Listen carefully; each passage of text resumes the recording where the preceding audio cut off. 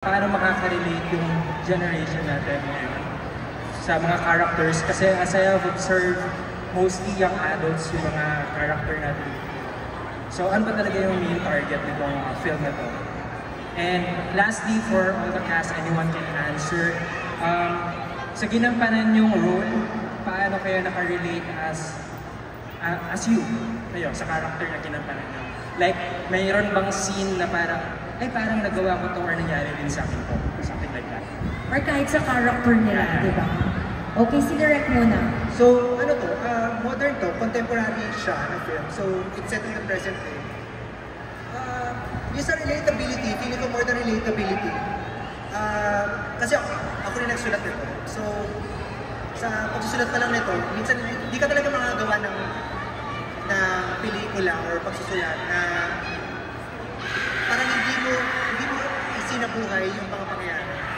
So, obviously, nanggaling din sa kilala ko to, sa nakita ko, siguro inspired ako nito, sa kaibigan ko, sa akin, very personal sa akin itong pelikula na to. So, ang more than relatability feeling ko, mas gusto ko na na-identify ng mga tao yung sarili nila sa film. Hindi siya, I don't think na parang millennials versus Gen Z, Gen Alpha, parang feeling ko yung mga hardships sa yung mga pinagdadaanan ng mga tao, universal siya. Na feeling ko, iba-iba lang yung forma. So, yun yung ano ko yun yung actually yung magandang gusto ko rin ipahayag din sa pelikula na to, na kahit iba-iba yung akala mo mag-isa ka sa sitwasyon ng buhay mo, isa rin sa pinagdadaanan, nugno ka, talo ka. Pero, akala mo nag-iisa ka, pero lahat tayo parang nasa isang ano lang tayo, nasa isang trend lang tayo. So, feeling ko yun yung gusto ko i-achieve sa kanya, na universal siya, no matter what age you are. Pero feeling ko, it's encapsulated in a young adult, in a young world. Na feeling ko, mas lively. Mas sila yung nakaka-experience nun first. Thank you, Direk. Of course, yung mga cast. Pero bago yan lahat, quiet po muna tayo, para hindi mahirapang makipagbakbakan ng mga cast natin at sa pagsagot nila ng bonggang-bongga. At para marinig ko rin ate mong girl, yung sagot nila, Kyla. Umpisa natin kay Kyla. Kyla, ikaw. Quiet muna. Siguro, kung paano ako makaka-relate sa character ko. Medyo iba din siya from kung paano ako sa totoong buhay. But si Tasha kasi yung character ko, ano siya, vlogger, parang content creator siya on social media. So siguro dahil doon ako nagsimula, nakaka-relate ako sa kanya in a sense na there's a slightly negative perception of people that do content creation. And I think, yung character din ni Tasha, I feel like a lot of people will misunderstand her. But eventually, hopefully, when the movie ends, mag-iiba yung tingin niyo sa kanya. Thank you, Kyla. Of course, sino pa ang gusto sumagot? Joshua. Okay, si Joshua. Paano ako nakaka-relate sa character ko? Kasi character ko doon, si Carlo, ay taga-Batangas. Oo nga! Yung like lookness pa lang, kinikilangan ko ng ilabas yung punto. Totoo! Medyo nahirapan ako ng una, kasi nga syempre, dito na ako sa Manila tumitigil pero naibalik ko rin naman, doon na kami nag-shoot mismo. Correct, diba? Para naalala mo siguro yung childhood days mo, gano'n. Tsaka ang galing nung gumanap na nanay ko, kasi ang galing niya mag-Batanggil niya, pero hindi siya Batanggil. Correct, diba?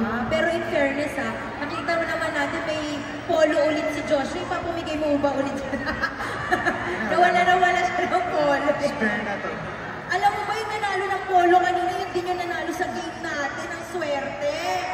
Sige, maraming salamat. May gusto pa bang sumagot? How about you, Heaven? Nakarelate ka ba sa... Konti lang na nakaka-relate ako dun sa character ko, which is si Dayan. Kasi si Dayan, may pangarap kasi siya. And so, kung kahit anong way, kukunin niya yung pangarap na yon.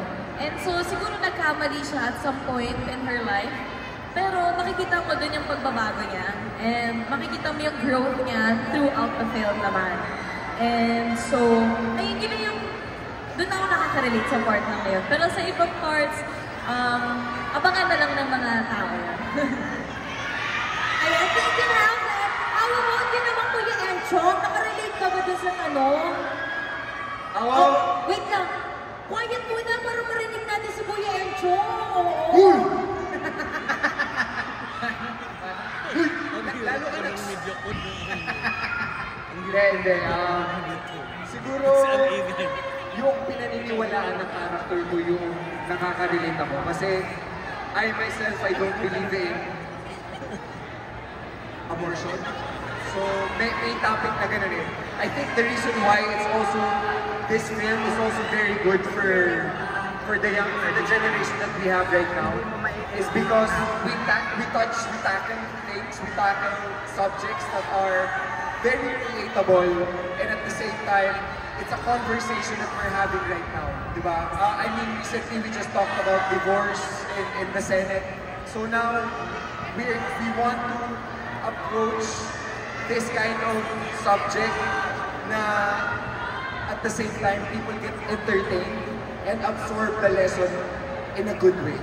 So, Yun. Taray naman ng sagot mo. Fairness ka. I-push mo kami doon, O how naman, alamin natin yung sagot ng isa sa pinaka-pogi dito sa lahat, diba? Kuya Empoy, ikaw nakarelate ka ba? Kasi diba given na ang pogi mo talaga. Sobrang gwapo mo. I think I can relate my character for this movie because my character is so very character. Ano ulit pangalan ko dito?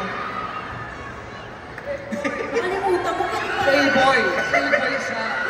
Playboy. Pocholo, si Pocholo. Siguro marami silang aabangan sa character ni Pocholo dito. Nakalimutan mo yung pangalan, Yan nga mismo yan. Ayan. Okay na yung Sa June 12 nila abangan ko na yung character. Abangan nilang natin sa June 12. At tayo na ang humusga. Kung nakarelate ka talaga si Kuya Empoy, di ba direct? Ayan. O sige, dito naman tayo kay Jane. Oo. Ay, secret ba? Secret nga raw yung kay Jane. Pero ba, may gusto mo na itagdag? Hindi, ganito na lang. Kasi nag-uusap kami ni Derek. Parang ano lang siya, yung mga nahahanap natin na hindi natin ini-expect na tutulog sa atin kung kailan natin pinakailangan. Mga ganon. Hope. Maganda yan. Mukhang yung sinabi mo yan, talagang excited na ako mag-June 12. So let's be kind to others and listen to the answer. Yan ang kailangan natin ngayon. Di ba, KD? Ikaw, nakarelate ka ba sa character mo? Kasi yung character ko po dito, teenager din siya. Parang he's approaching his senior year, if I'm not mistaken. Tapos, ayun, gusto niya kasi ng validation na binibigay ng peers niya. Gusto niya maging quote-unquote okay. And it causes him to make a series of mistakes, make a series of bad decisions. So, yun, nakarelate din ako dun kasi I've made some bad decisions din in my life. And Quiet! doing something that some other people think is cool is not nice din. Kasi, yeah, if you're gonna do something cool for your peers, pero hindi dahil naman, what's the point? O diba, kakasigaw nyo, hindi natin nag-get si KD tuloy. Next na lang tayo, KD, ha? Pero thank you, ha? Kasi ramdam na ramdam talaga natin ang suporta ng buong San Jose del Monte, Bulacan. Maraming salamat. And alam natin na susuportahan nila ang buong cast ng Fruitcake on June 12. Kaya ngayon, bago tayo mag-picture,